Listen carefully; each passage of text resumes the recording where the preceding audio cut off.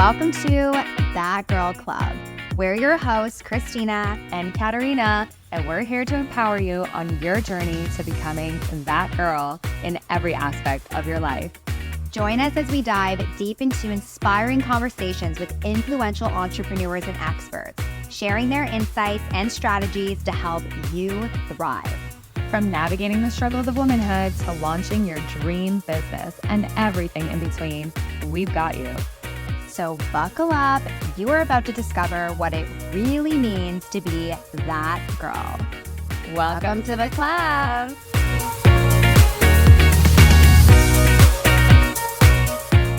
Welcome back to another episode of That Girl Club podcast. If you are an Ottawa Spinco girly, then you have probably met today's guest. She is the owner of 2 Spinco locations, the #1 spin studio in Canada. We have none other than Nicole Hills with us today. Nicole opened her first Spinco studio downtown Ottawa in 2018, and since then has expanded to the west end of Ottawa with a second location in 2023. Nicole has definitely made a name for herself in the spin industry, and this past year became a Lululemon ambassador. She's passionate about empowering others to step into their power and become the best version of themselves. In our conversation with Nicole, we dive into her journey to becoming an entrepreneur, the challenges she faced along the way, and the importance of doing inner self-work and always listening to your intuition. We also get into her love life and how her experiences have shaped her today. So let's get into it. Please welcome that girl, Nicole Hills. Nicole, welcome to That Girl Club podcast. Thank you so much. Happy to be here with you too. Yeah, we're so excited to have you. I know. We want to dive into your story and how you opened up one of the most successful, spin studios and busiest spin studios in Ottawa. So walk us through the very beginning. How did you get started? How did this all come about? Yeah. So we've been open now for 7 years. It's been a journey. That's for sure. A lot of highs and lows. I actually started, I was working a corporate job. I loved my job. I actually worked in sports and marketing. And I started teaching spin at a local studio here, and just kind of dabbled in spin a little bit, and kind of knew in the back of my mind, I really like this a lot. Yeah. And it's just something that just my passion just kept growing and growing for it. I'd wake up every single day, super excited to do it, super excited to teach. And Spinco actually started in Kelowna, and that's where I'm from. Yes, I saw that actually. Mm-hmm. Yeah. So every time I would go home to go visit my family, I'd step into that space and take a class. And every time I stepped in there, I knew it felt special. It was very different. I actually still remember the moment that I decided I wanted to open a studio was I went into a class. I think it was actually Boxing Day. And I just remember sitting in the room after someone taught, and just a wave came over me of emotion, and I was like, I have to do this for the rest of my life. Wow. I just got chills. Yeah. So you were back home visiting family for Christmas, went to a class, and you were like, this is for me. This is for me. This brand, how they see spin, how they teach, how they deliver the experience from start to finish. I just remember walking into the space and fully immersed. It's almost like everything is left at the door. The music's pumping, you walk in, everyone knows your name, they know your shoe size, you're greeted with such friendly, welcoming energy. The instructors are just so amazing. They're taught to get vulnerable and emotional. I remember crying in classes. Wow. And it just really spoke to me. And it was something that that really just resonated so deeply that I don't know what instructor it was or what happened, but it was something clicked. It came over me, and I was like, I have to do this for the rest of my life. And it was, like I said, the end of December of, I think, 2017. And I picked up the phone, I called the founder, and I just said, hey, I how do I get involved? How do I do this? I see something in Ottawa. I see that we could do this here. And then fast forward a year later, we opened our doors in Ottawa.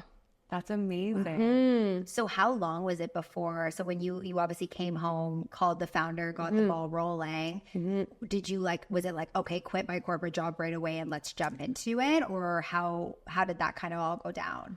Yeah, What's no. the timeline? I had so many moments of like, nope, I can't do this, or like, I don't have the money, or like, I went to the business loan to look for that and couldn't get a loan because they weren't giving loans to fitness facilities at the time because it was oversaturated, they said. And it felt like every like time I'd do something, there was a hurdle or an obstacle, and it felt like so far away.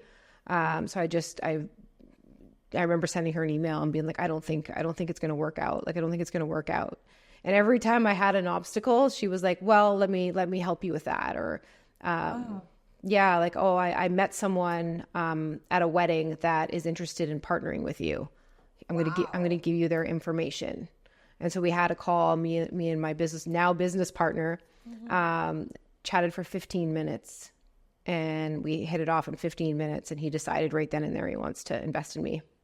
That's amazing. That's crazy. So the owner or the founder of Spinco had a connection. And how did that why This connection was here in Ottawa? The connection was her business partner who owns like Spinco HQ corporate, had a wedding, and she went to the wedding, and at the wedding she was talking about, I have someone who wants to open a studio in Ottawa but doesn't fully have the funds, and just was telling the story. And there was a man there that just said, he's like, who is she? I'm interested.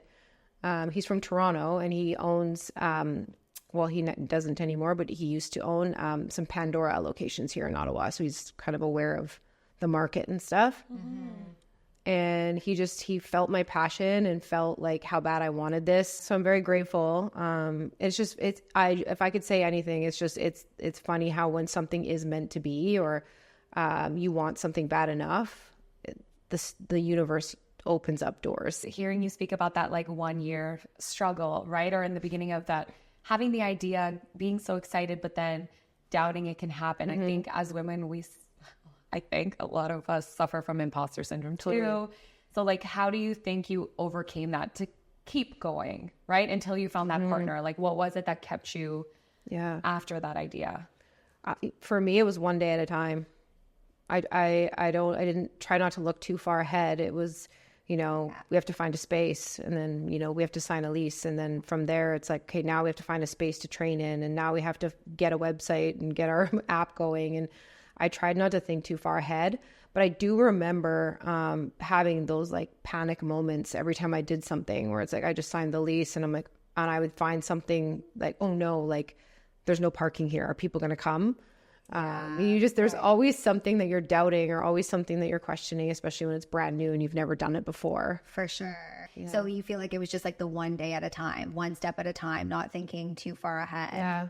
Okay. Yeah. And just like, just not thinking too far ahead, and just trusting the process, and not attaching myself to outcomes, and like really just realizing that what's the worst that can happen? Like I can always get a new job, or I can always, like start over or whatever. Yeah.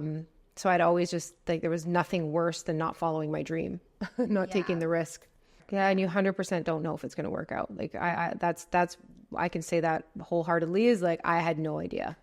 I had no idea if I'd have 2 people that signed up for classes, or if I'd have 100 people that signed up for classes. It was fully just like a hope and a prayer, and just like hoping that people would follow the passion that I have for this, and know just the impact that it can have on your life, going for it. Yeah. That's pretty brave, because I don't know that not everyone's that comfortable with uncertainty. What do you think? Is that just like how you are? Like, you're like, what? I believe in this, whether or not it works out, I have to go for it. Like, what makes you so comfortable with that uncertainty? I think it's a practice that you have to put in place. In all things. I've moved across the country a few times. I've, tried different careers, different jobs. I've never really taken the path that is laid out for most of society, where it's like, stay comfortable, like, go to school, and then find your partner and get married and have kids. And this is the way it all goes. Yeah, this is what you're supposed to do. Yeah. Quote. Yeah. I've always been that person that just was like, dug my heels in. I'm not going that direction. Doesn't feel right. Yeah. Yeah. Do you feel like that's ever led you astray, or do you feel like you've always, like, the universe has always kind of like had your back more or less, and it's always all worked out the way it was supposed to? I think it's a balance of both, where when you have the bad times, you start to question, you're like, why would I do that? That was so dumb. And, you know, that was so, like, I can't believe I did that or whatever. But then when in the wins and in the times when you have those good moments and those, I can't believe this came from me deciding to move across the country or taking a leap of faith. You have those moments too. But as you like go through and take those leaps of faith, you see that no matter what happens, like, it's either a lesson or it's a win. Yeah. And I've really realized that, like, a decision is better than no decision. Yeah. Yeah. Because I've heard making no decision is making a decision, essentially, right? Yeah. So it's like whatever path you choose to take will lead you to the next thing. That's it. If I would have stayed in my corporate job, or if I didn't, decide to move across the country for this job and that, and take the leap of faith to become a spin instructor, or even to try spin for the first time. Yeah. We wouldn't be anywhere.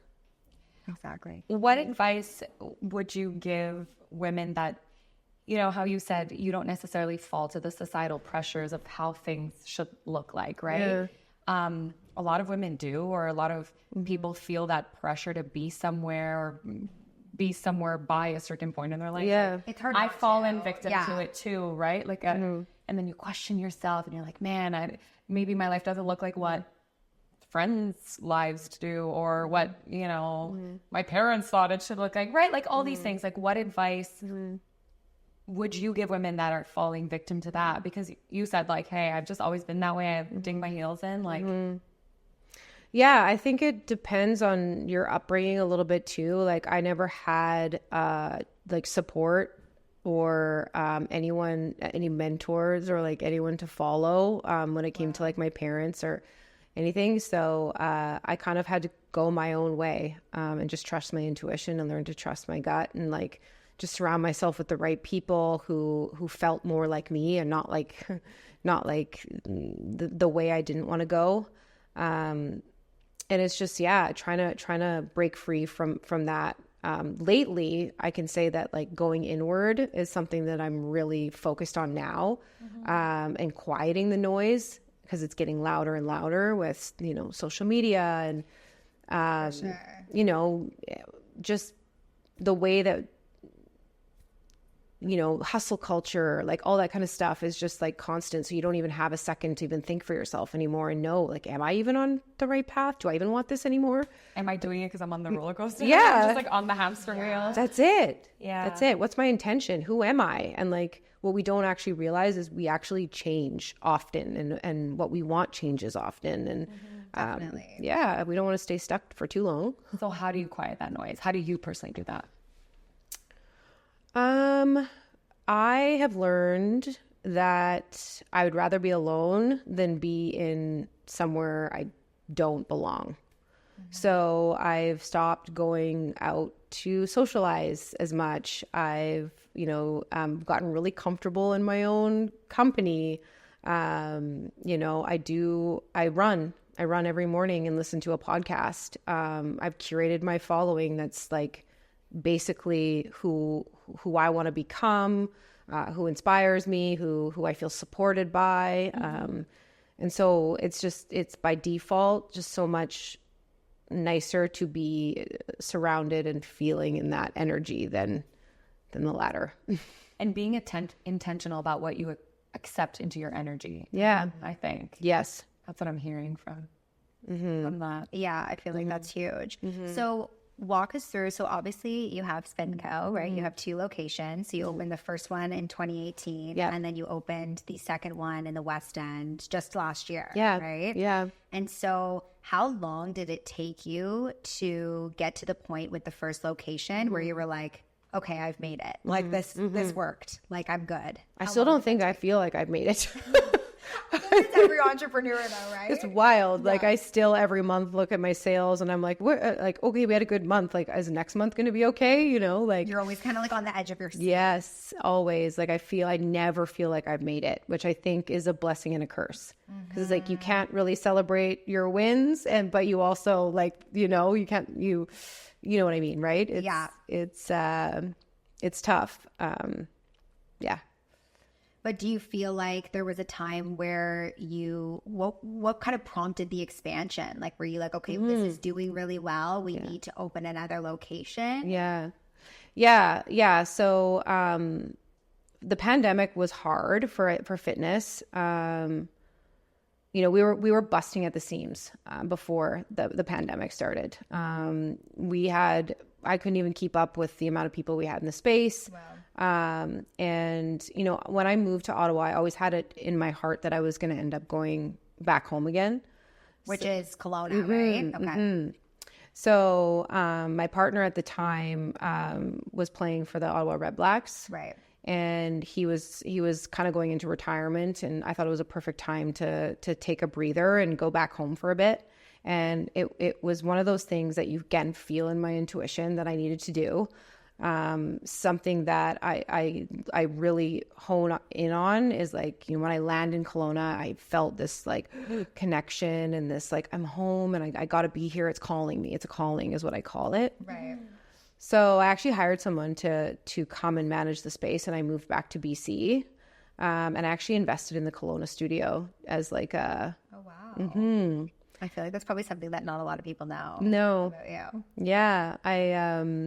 I invested in that studio and I put my whole heart and soul into that one. And that was during the pandemic, a bit of mix of pandemic and non-pandemic.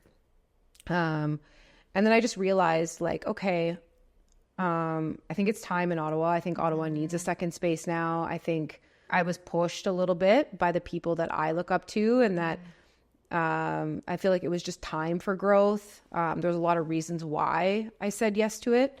It's never because someone else is doing it or, you know, I think I should because I want more success. Like it's never about that. It's like, what's next for me? And does this make sense? So it came, I was like, you know what, time to move back to Ottawa. I've gotten everything I need from Kelowna. I left on a high. I had a really nice exit and a goodbye with the Kelowna people. And I came back to Ottawa and opened up the second location just because it felt right. Yeah. I love that. So as a business owner, how do you balance your personal fitness goals and running a studio? Because I feel like that would be really hard. And you were saying you run and all these things. So how do you do everything? How do you do it all?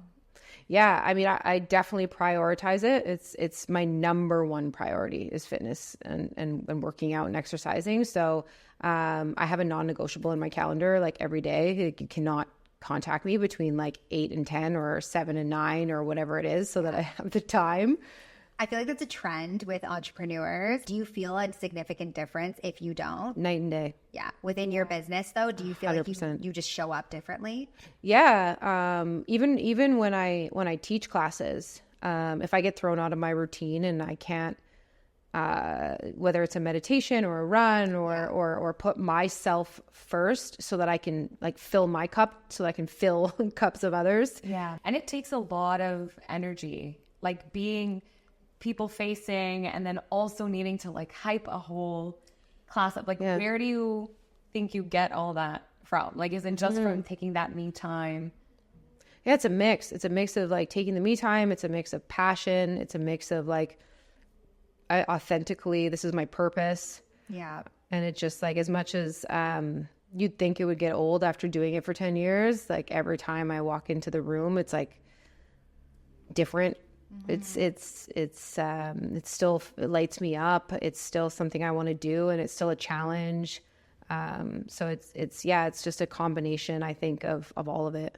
What's your like favorite part? Like if you had to say like the best part of your day when you go into Spinco, like what is it? Is it the teaching aspect? Is it like meeting all these people that you get to have an impact on? Yeah. I think it's being in the room with people and seeing them like moving together, you know, being lit up, and the energy in the space, everyone's screaming, whipping their towels.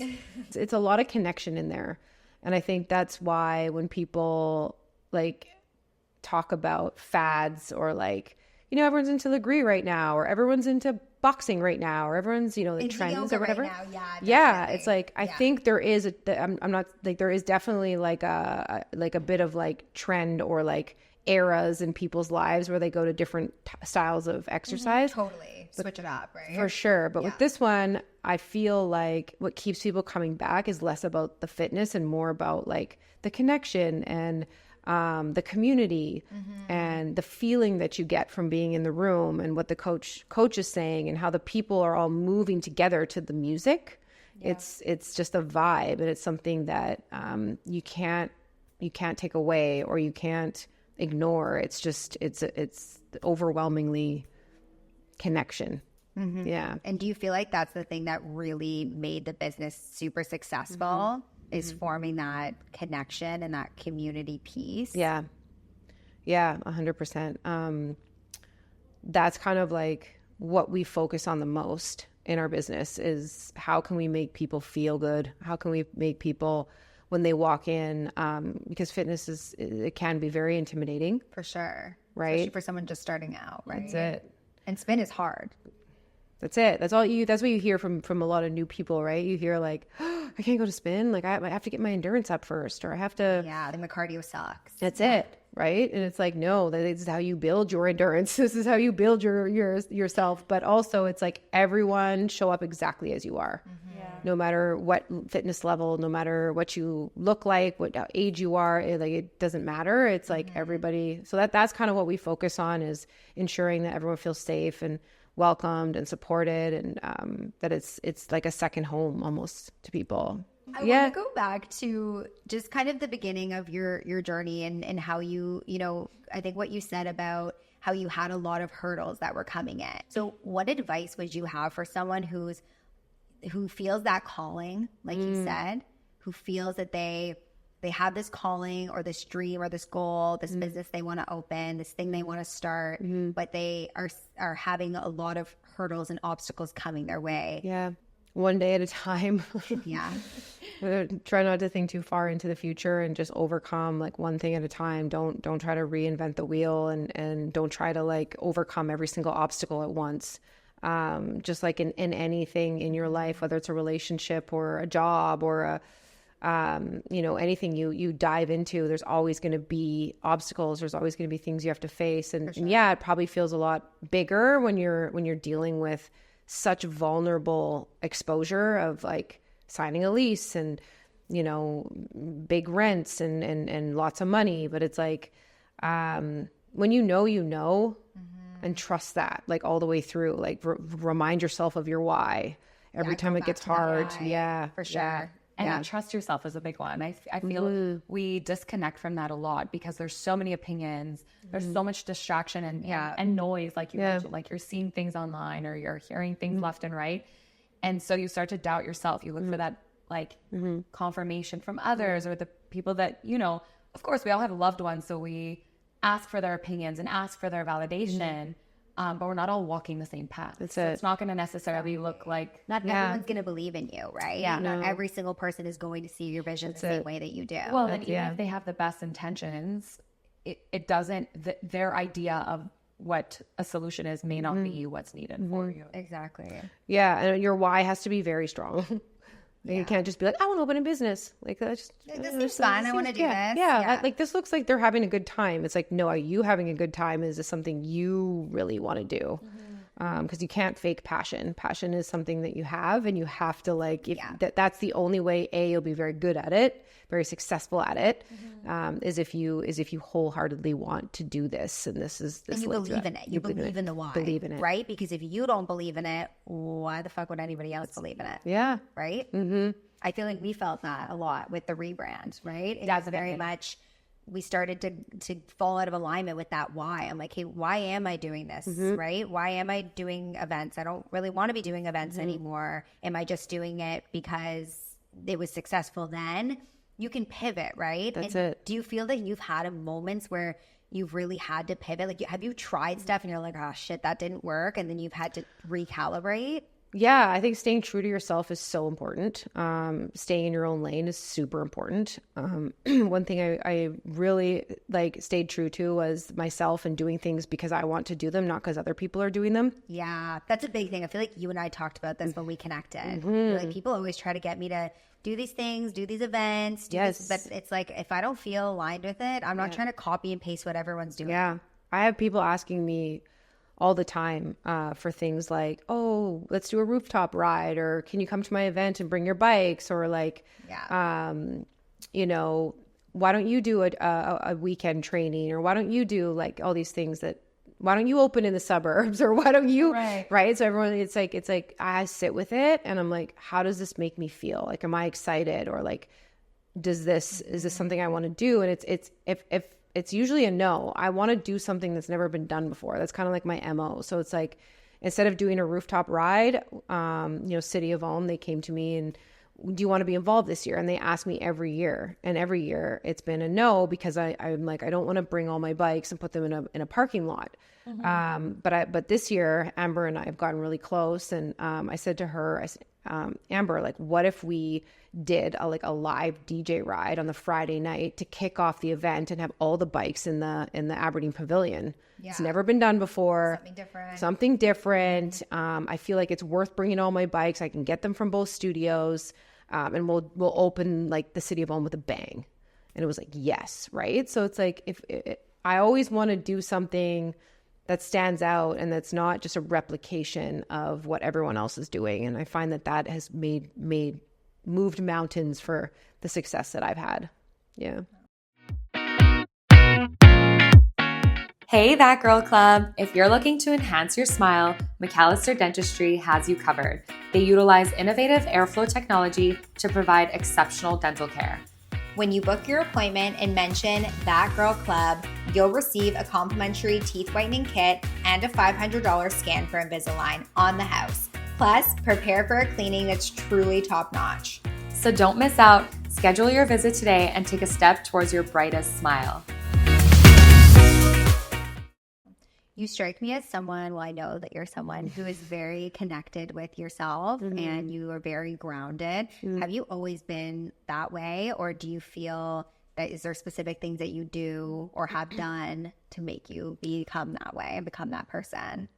Yeah, I feel like there's always been a side of me that's been unshakable, or that's been grounded, or that's stood out, or been like yeah, I guess grounded's the right word. But I find the shake came like in the by myself. Like, I would panic alone, or I would talk to my friends like, this person burned me, or this is happening, or but I would never. I'm really proud of myself looking back for this. Is like, I would never act on these things. I was always very true to myself, and like, if someone did something to me or whatever, I felt slighted, or I felt that was really harsh, or that was really mean, or whatever, I always took the path of like compassion, and always took the path of like staying true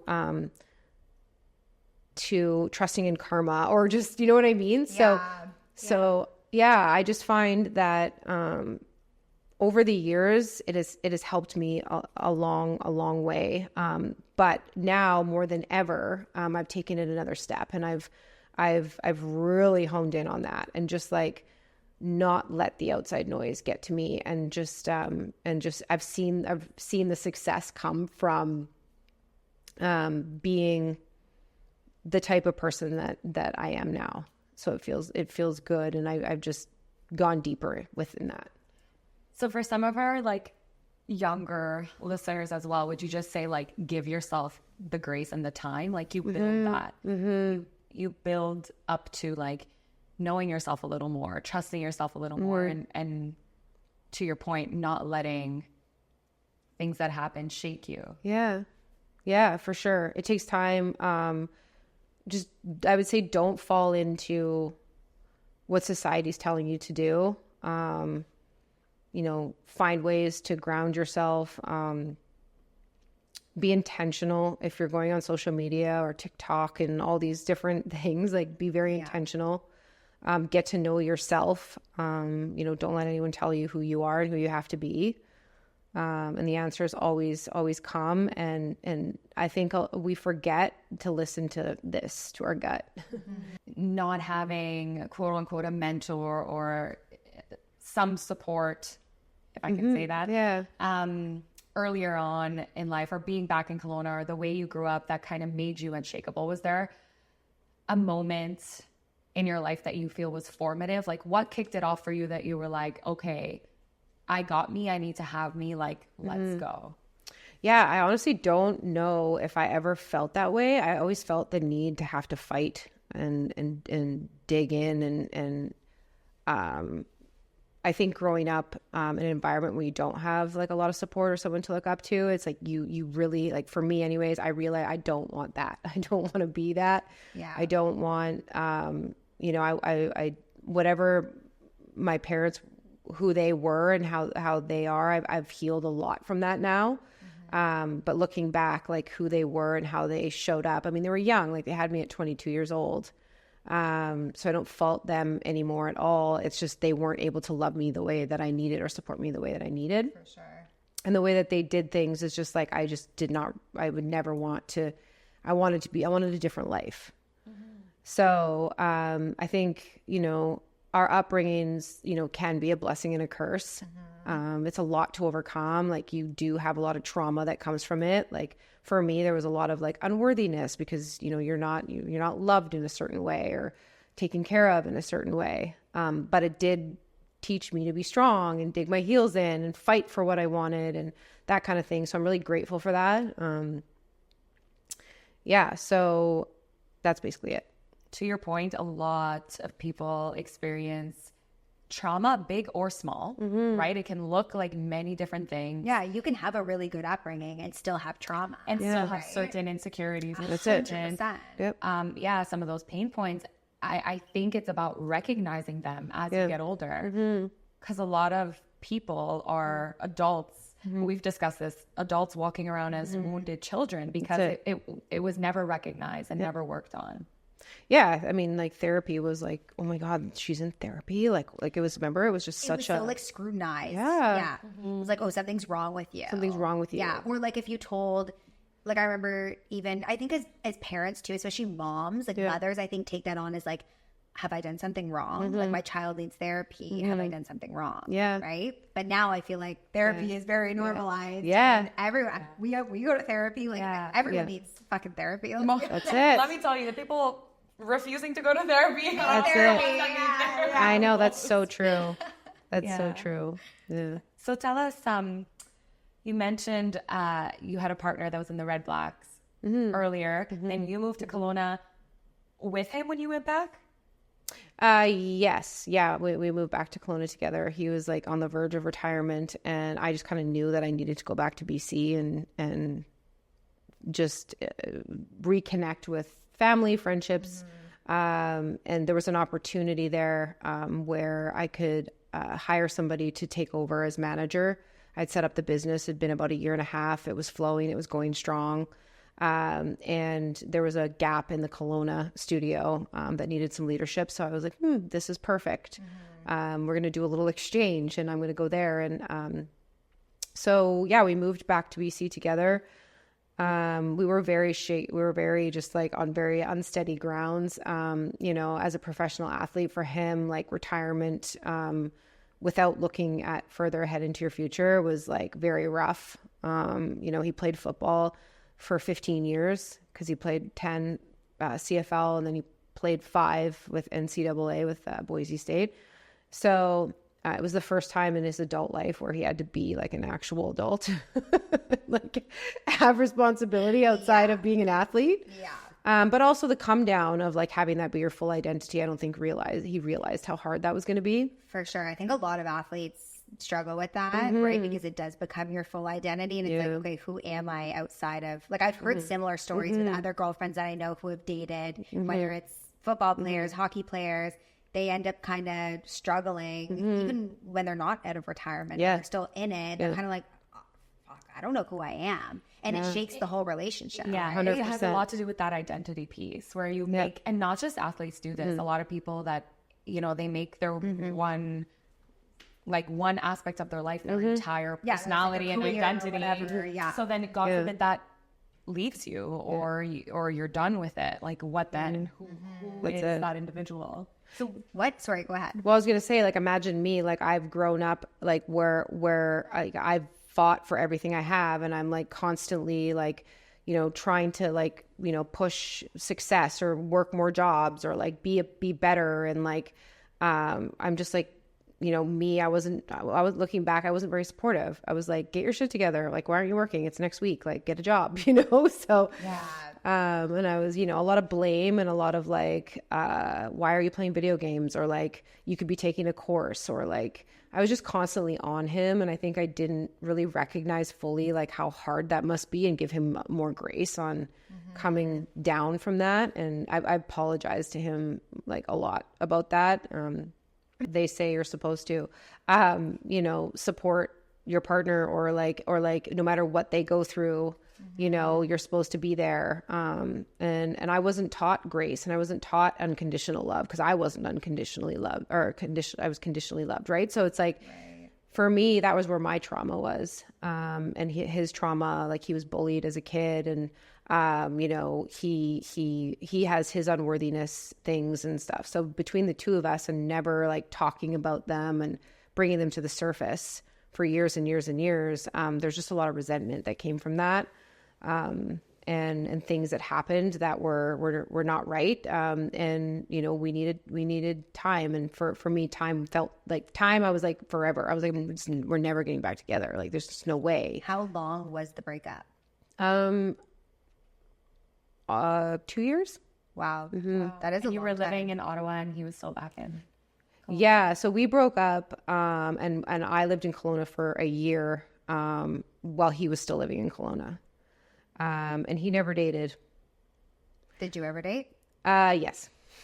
Anything serious? Nothing serious. No, Okay. It was just dating. But the funny thing is that we started kind of hanging out again and talking and, trying to work on things. And that's when he decided he wanted to see somebody else. So he met somebody and just disappeared and basically said, well, you'll meet your person. Like, bye. Nice knowing you. During that 2-year breakup. Wow. Oh my God. So how in the world did he claw his way back from that? I'm telling you, I am. He's still clawing. He is. And I'm telling you, I tell this story all the time because I'm like, I remember like the way I felt when it happened, and it ripped my heart out. Like, oh my gosh, like this person just completely discarded me. Like I was yesterday's trash. And I was just like, of course, like, you know, the unworthiness comes back and all those things, right? All the trauma, yeah. All the trauma, and like, just, oh, like he proved me right and all these things. So, when I moved back to Ottawa, I left him behind, and I moved on, and we had some like conversation. I had to have a conversation with him about the business because he still like had like some contract stuff that needed to be worked out and things like that. And I called him up, and I remember it was last January. I moved back to Ottawa in September, so this is like a few months in, and I'm like, oh, I have to make this phone call, and I needed my friend to pump me up, like, you got this. You tell him like what you want to know this, right? He was in on the business with you on Spinco. Yeah. He was part. He had a few shares or whatever in the business, so Right. I had to get that sorted out. So I called him, and I was just like, we have to figure this business thing out, and he was like, he was just defeated, and he was just like, oh, like just like had this like energy, and I was like, what is wrong? Like, what is going on? And he's like, I messed up so bad. Like, I love you so much, and I would, you know, I'm so sorry, and like I really messed up, and like ever since you've been gone, like whatever, right? And I'm like, okay. I was like, okay. I was like, first of all, thank you so much for sharing that with me, because now I feel less of a piece of trash under your shoe. Yeah. Were you expecting to hear that or not at all? No, Came out of absolutely left not. field. I was just like stunned. And I said, thank you, like, for sharing that and making me feel better, because I felt like a piece of shit. And he's like, I'm rock bottom. I'm a mess. Like, I don't know what to do. And I just said, let me help you. Wow. What in you, was it just the love you had left for him that was like, after all those years, then the breakup, a bit of a messy breakup, like back and forth. What do you think made you say, let me help you? I honestly feel like I just have it in me. I just have it in me as a human. If someone's struggling and someone apologizes or someone, you know, takes ownership for something, like I can't just turn my back and just say F And you. have you seen the work since? Like, has he put in that work? Yeah, so ever since then, you know, it was very the conversations were very short, and like my helping him was like, here's a podcast, you should listen to this. It's about like, you know, getting out of a funk, or like healing your traumas, and like, I'm going for a run tomorrow, you should try running, it's really helpful for you and or for mental health. And like, You're trying to kind of like almost like implement and push onto him what was kind of helping you, because I feel like you kind of said those were the things that really grounded you and helped you work through some of your shit too, right? I love that. Yeah, so I helped him in that kind of way. And you know, I remember we talked, like, he's like wanted to talk on Sundays for an hour. And I was like, okay, we'll talk on Sundays, you can fill me in on your week. And like, and I had boundaries, and like it was like very cordial and yeah. Wow, that's interesting. But he was receptive to get into help, and I think that's key, right? Like, he was open to. Yeah, he wasn't pushing you down. He wasn't like, "Don't look, okay, yeah, whatever. There's nothing wrong with me." Like, Exactly. Like all he's like, I would do anything to just like hear your voice, or like just, you know, have a conversation with you. And just like every time that we talk, like my week is so much better. I feel empowered. I feel stronger. I feel better. It's like he would have taken any like second with me. Yeah. It was very sweet, and it went on for a while. And he pushed at times where he was, you know, really tried to like take it to the next step or next level. And I'm like, no, you know, firm no. And then he actually had some interviews with the Ottawa police. So that's what he wanted that's what he wants. So it's his next, that's what he's doing now. But, and so I had to do an interview with his recruit, like the person recruiting him. He's a reference. That's not scary at all. It was like an hour of intense conversation and questioning, right? Wow. And I feel like he like got the job because of me, because I just like raved about how amazing he is, right? And he's like, if his ex could have this type of a feeling towards him, yeah. Yeah. So here he is. He's back in Ottawa, and you know, he just like really, really worked hard at taking more time with me and spending more time with me and showing me how like safe I am with him, and how safe he is now, and how much he's healed, and how much he loves me. And you know, it worked so far. So here we are. How long have you guys been back together for? We've been back together now since we've kind of been just like working on things, and we've kind of taken it further to the next level for the past like 3 months. And it's still like, I still question it often, and he knows this, like we talk about it, because I'm like, I find men, I don't know if I don't want to generalize men, some men, when they want something, they're very much in it, and they show you, and then they get you, and then they're like, okay, well, comfortable. Yeah. I agree. I think every man does this regardless of like good or bad. That is definitely a trait that they all kind of have. Yes. And it's not your fault that you're still like in that zone, right? You experience these up and downs. So now you're like, I need a little more to kind of quiet that inner voice that's like, okay, is he gonna like flip on me again? That's it. Right? Like, oh my gosh. You know how long it took me to like build that trust back of you're just going to leave me again. And he knows it. And he that's one thing I don't think that I have to worry about. I more have to worry about my own happiness, and like, does he bring to the table the things that I need now, because I've evolved and I've grown, and the things I want have shifted and changed. And I'm really tapping into my spiritual side. And realizing that I'm a very deep person, and that I need very deep intellectual conversations. Yes. And he's not. So it's like, are you being fulfilled in that? Yeah. Can you meet me at that level when I need it? Can you meet me at that level? Can you do the inner work that I need? That's just outside of like running and podcasting. And like, you know, that's really, that makes me feel seen and supported in a whole new way. How old were you when you guys met? 30, so 11 years.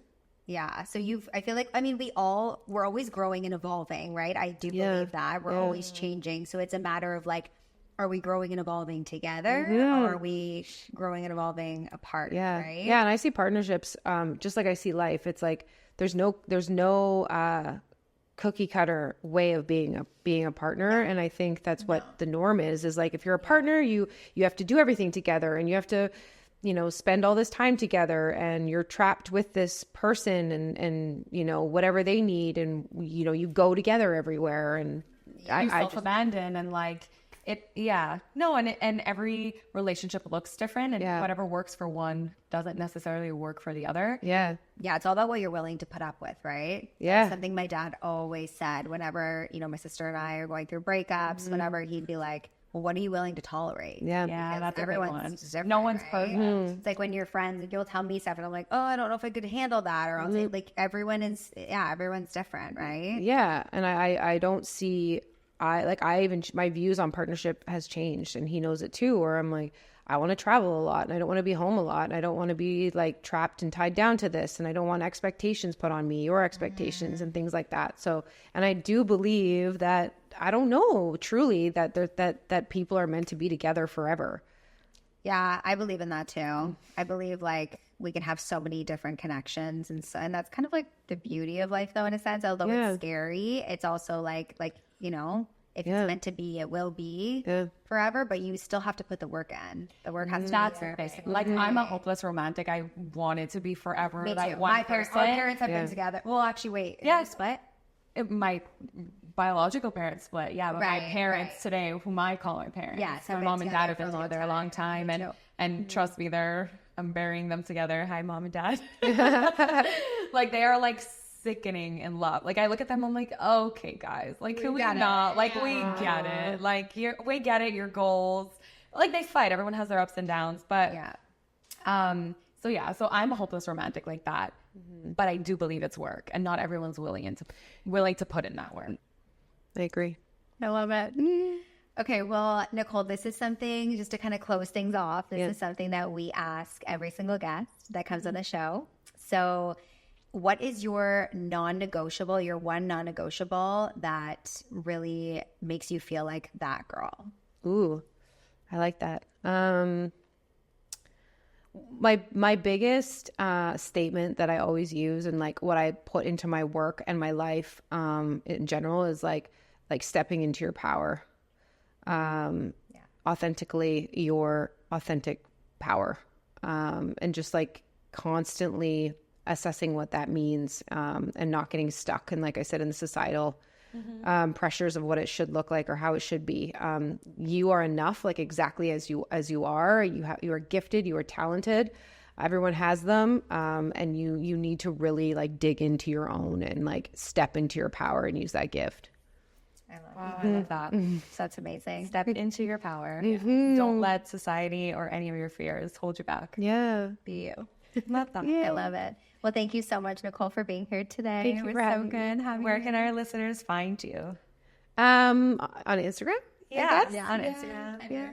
Yeah, Spinco, riding the bike. I'm going to Bali next week. So if anyone's there, I saw that. You have a retreat coming up. That sounds super cool. What kind of inspired that?